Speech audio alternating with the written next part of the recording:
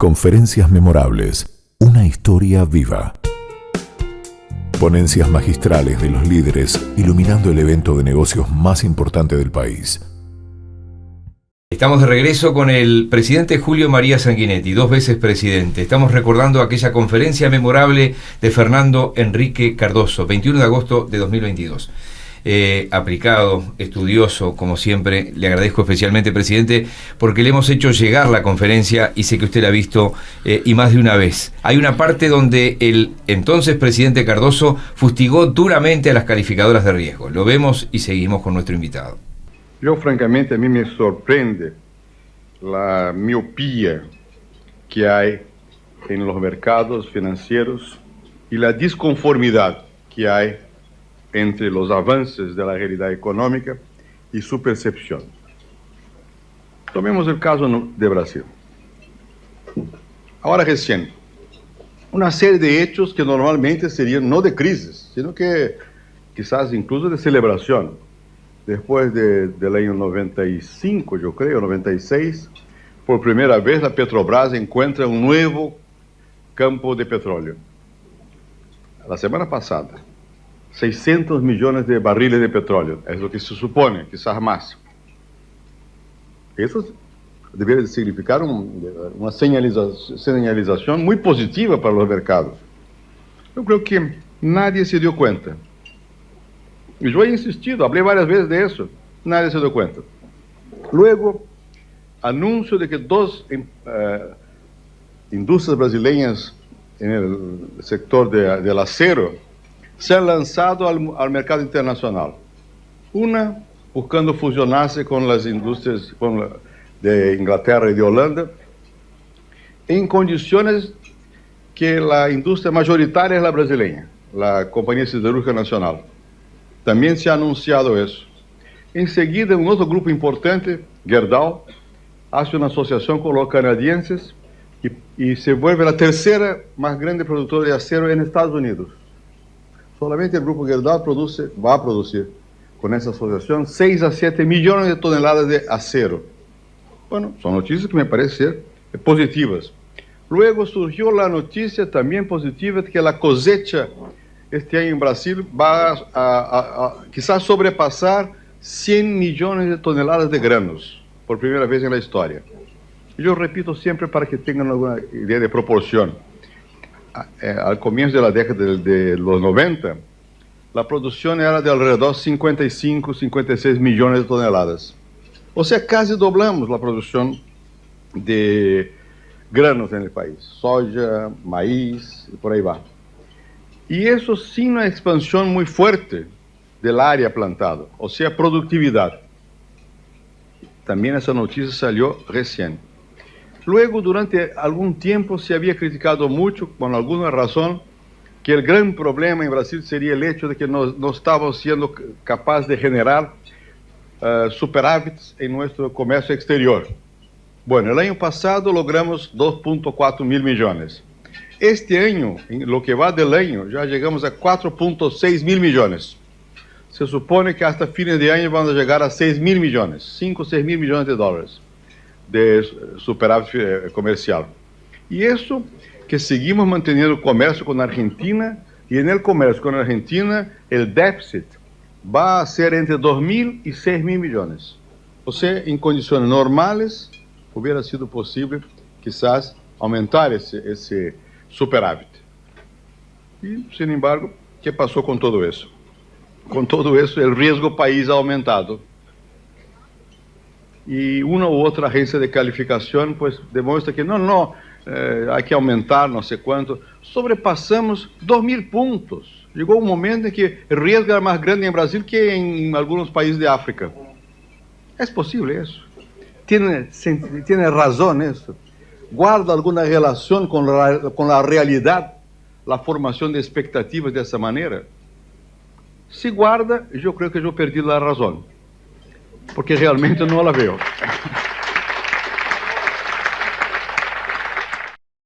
Conferencias memorables. Colección de oro de ADM. Especialmente molesto, ¿no?, con las calificadoras de riesgo. Bueno, es natural, porque es una suerte de dictadura.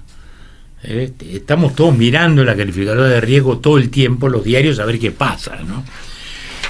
Y es más dramático cuando uno alguna vez toma contacto con la realidad y dice, ¿quién está calificando de pronto al Uruguay? Bueno, un muchachito inteligentón, recién salido de Harvard, que tiene 24 años, y ese es el que está juzgando, que está siguiendo la economía de Uruguay, y es el que hace el informe. Y uno dice, bueno, pero estamos en manos de este muchacho, ¿no? Bueno, eso cuando uno se aproxima a la realidad de lo que es una calificadora de riesgo, que es un grupo de análisis, ¿no? Constante. Y hay momentos en los cuales pueden ayudar como pueden dañar, porque pueden ser proactivos en la crisis. Sí, dejar sin crédito a un país de repente, ¿no? Natural. Por eso, y como además hay una hipervaloración de la calificación de riesgo, porque eso debería ser, digamos, un indicador para los inversores, para la gente de la bolsa. Sin embargo, en los últimos años los propios medios les han dado un valor extraordinario de predicción, ¿no? Porque, bueno, se supone que calificar a riesgo es eso, es predecir. Pero como consecuencia, entonces, los gobiernos a veces los pueden padecer, como es el caso que señalaba Fernando Henrique, ¿no? Sí, hay ahí como no le pasa al Uruguay ahora, pero cuando un país está endeudado con el Fondo Monetario Internacional y por otro lado están las exigencias del fondo, que es el que presta, es lógico, y las calificadoras que dicen determinadas cuestiones, es como que se va acercando. Sí, y además en aquel momento era mucho más importante el Fondo Monetario y las propias calificadoras. Hoy el Fondo Monetario es uno más en el terreno del crédito, hay muchísimo más crédito en el mundo, hay mucho más dinero en el mundo, los intereses han sido bajísimos, recién hoy los están aumentando un poquito, pero por la inflación, ¿no? Entonces ya el fondo no tiene ese factor dominante que tenía, aunque tiene indudablemente relevancia, sobre todo para los países de riesgo, ¿no? Hoy lo vemos sobre todo en la Argentina, ¿no?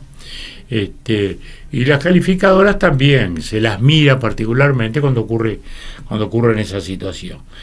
En el caso de Brasil, fueron años complicados, y esa devaluación generó muchos problemas y a nosotros naturalmente nos perturbó de un modo muy sustantivo. Tengan en cuenta que la conferencia memorable de hoy tiene 20 años. Voy a leer textualmente un fragmento para escuchar otra parte de la conferencia. Dice Fernando Henrique Cardoso, en la economía no hay milagros. Y agrega esta frase, o hay crecimiento de la productividad o no habrá crecimiento real. Lo vemos. Nosotros, del año 93 al año 2001, cuando se hace la acumulación de los términos de crecimiento del PIB, del Producto Interno Bruto, yo mismo me sorprendí con el dato. Fue 31%. O sea, después del Plan Real, la economía real de Brasil creció el 31%. Bueno, ojalá fuera el doble, fuera 100%. Pero no se puede decir que una economía que creció al 30% en 8 años sea una economía que esté en malas condiciones en la economía real y cuyo endeudamiento no es un endeudamiento. Yo les enseñé el dato aquí de lo que se debe de hacer el giro para este año. No es un endeudamiento que ahogue una economía con tanta pujanza como tiene la economía brasileña. En verdad, la tasa de crecimiento de estos años fue más o menos alrededor de 3% al año. Si se compara con los años anteriores al 93, tuvimos en los últimos 5 años crecimiento negativo de la economía. En los 12 años anteriores al 93, tuvimos 5 años con crecimiento negativo. Después del Plan Real, en razón de la estabilidad, no llegamos a alcanzar la tasa de crecimiento que nos gustaría, pero sí fue positivo en promedio de 3% y resultó un crecimiento efectivo del 30%. ¿Y cómo se ha logrado eso? Básicamente, por la manera más sana posible, o sea, aumento de la productividad. Yo les di el dato para mostrarles que hubo una especie de choque de productividad en el país. En la cuestión agrícola, me parece que es obvio, pero la verdad es que del año 91 hasta ahora, la productividad física del trabajo ha más que duplicado. No hay milagro en economía. O hay aumento de productividad o no hay crecimiento real. No hay fórmula mágica. Y aumento de productividad significa inversión, educación, tecnología. Esto es Conferencias Memorables, la colección de oro de ADM. No hay milagros, decía el entonces presidente Cardoso, y mete ahí arriba de la mesa la palabra productividad, que por momentos fue como una palabra prohibida, sobre todo en el movimiento sindical en el Uruguay.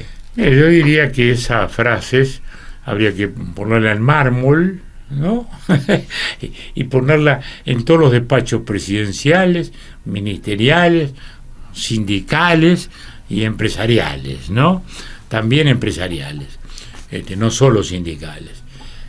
Primero porque la economía milagro es muy de América Latina, ¿no? En general de los latinos un poco más que de los otros, que son más realistas, los del norte.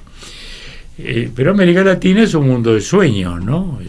Siempre confundimos aspiraciones con realidades, sueños con la vida diaria, y eso nos ha llevado a esas crisis cíclicas. En los últimos años, a su vez, con el fenómeno de globalización tan acentuado, como ocurrió justamente hace 20 años, era la explosión de la globalización. Después hubo algunos retrocesos. Naturalmente pasaba a ser relevante el fenómeno de productividad, que siempre lo había sido importante.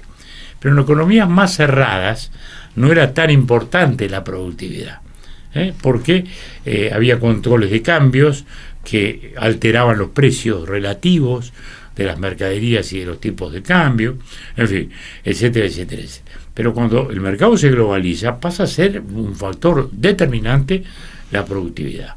Y ahí es donde vienen los éxitos o los fracasos, ¿no? Y eso pasó a ser, por ejemplo, muy relevante en los países agrícolas, ¿no? Porque uno imagina la productividad siempre asociada a la industria, ¿no? Al rendimiento obrero, ¿no? A la cadena Ford, ¿no? A la película de Chaplin en los tiempos modernos, sí, los ¿no? tiempos modernos. No.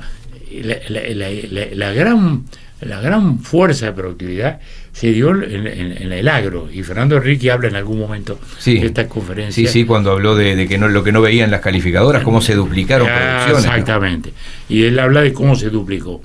Y ahí viene una cosa importante en la historia de Brasil. Brasil se soñó un país industrial. En los años 30, el Brasil de Getúlio, aún el Brasil de Kubitschek, se soñó una gran potencia industrial, ¿no? Mirando hacia Estados Unidos, mirando hacia Alemania, mirando hacia Japón, de las cuales de algún modo también San Pablo es un microcosmo de Japón, de Corea, de todo eso. Sin embargo, Brasil en lo que ha sido potencia es en la agricultura, donde realmente es una potencia mundial en base a esa productividad. Y eso nos llega a nosotros también en Uruguay.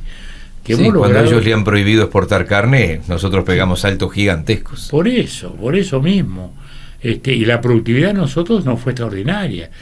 Pongamos por caso arroz, un cultivo difícil que requiere mucha inversión en maquinaria, inversión en agua, etcétera, etcétera, etcétera.